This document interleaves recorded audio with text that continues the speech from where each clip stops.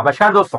India के जितने close relations Nepal के साथ रहे हैं हिस्टोरिकली, दुनिया में किसी और देश के साथ नहीं है। इंडियंस और नेपालीज बिना पासपोर्ट वीजा के ना सिर्फ बॉर्डर क्रॉस कर सकते हैं, बल्कि एक दूसरे की कंट्रीज में काम भी कर सकते हैं, रह भी सकते हैं। लेकिन पिछले कुछ सालों से, पिछले कुछ दिनों से रिलेशंस खराब होने लगे हैं। अभी रिसेंटली नेपाल के प्रधानमंत्री ने कहा था कि इंडिया रिस्पॉन्सिबल है कोरोना वायरस फैलाने के लिए नेपाल में।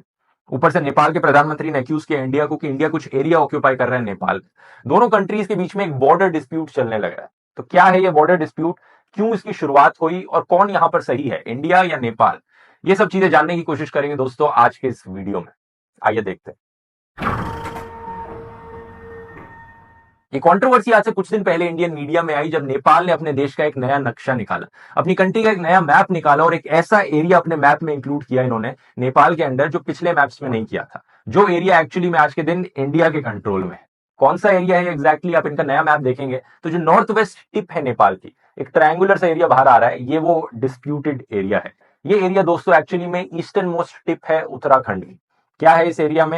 ये अराउंड 300 स्क्वायर किलोमीटर का एरिया है, और जो नॉर्थ मोस्ट गांव कह सकते हो, जगह कह सकते हो, है वो है लिम्पियाधुरा। इसमें जो साउथ ईस्टर्न पार्ट है इसका, वो है लीपू लेक पास, और साउथ वेस्ट पे गुंजी आता है, और काला पानी है इसके साउथ में।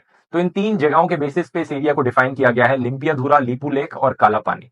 नेपाल का मानना है कि ये एरिया राइटफुली नेपाल को बिलोंग करता है, और इंडिया का मानना है कि ऑब्वियसली ये एरिया इंडिया का है। इससे पहले हम इस सवाल पर जाएं कि कौन यहां पर सही है, क्या इस जमीन की हिस्ट्री है, पहले मैं आपको बताना चाहूंगा कि इस कंट्रोवर्सी की शुरुआत एक्चुअली में दो इवेंट से हुई थी, जो करीब आज से 6 महीने पहले हुए थे। पहला इवेंट था नवंबर 2019 को, कि मोदी सरकार ने एक नया मैप रिलीज किया इंडिया का, जिसमें जो काला पानी का रीजन था वो इंडिया के अंदर माना, जिससे नेपाल की गवर्नमेंट खुश नहीं हुई। और दूसरा इवेंट है 8 मई 2020 का, जब इंडिया के डिफेंस मिनिस्टर ने एक नई रोड इनॉग्रेट करी, करीब 80 किलोमीटर की रोड, जो इंडिया नेपाल के बॉर्डर के साथ साथ जाती है और इस डिस्प्यूटेड एरिया से गुजरती हुई लीपू लेक तक पहुंचाती है। इस रोड का पर्पस बताया गया था कि कैलाश मानसरोवर यात्रा में जाने वाले लोगों को मदद मिलेगी, क्योंकि ये जो डिस्प्यूटेड एरिया है इसके ऊपर है तिब्बत, जहां पे कैलाश मानसरोवर है।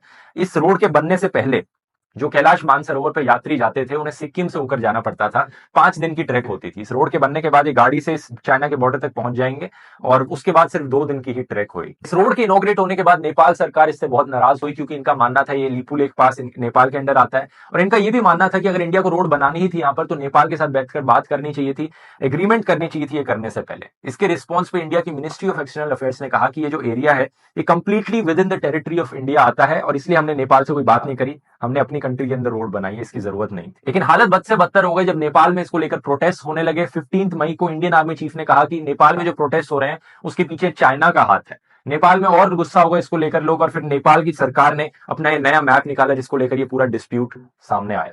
तो सवाल ये उठता है यहाँ पर कि डिस्प्यूटेड रीजन एक्चुअली में डिस्प्यूटेड क्यों है, और राइटफुली किस कंट्री को ये बिलोंग करता है। आइए इसकी हिस्ट्री देखते हैं पहले। हमारी कहानी शुरू होती है आज से करीब 200 साल पहले, 1800s में, जब इंडिया पर ब्रिटिश राज था। ब्रिटिशर्स ट्राई कर रहे थे नेपाल की तरफ एक्सपैंड करने की, और नेपाल में उस वक्त एक किंगडम था, किंगडम ऑफ गोरखा। ब्रिटिशर्स के बीच में और नेपाल के किंगडम के बीच में लड़ाई हुई, जिसको कहा जाता है एंग्लो नेपालीज वॉर ऑफ 1814।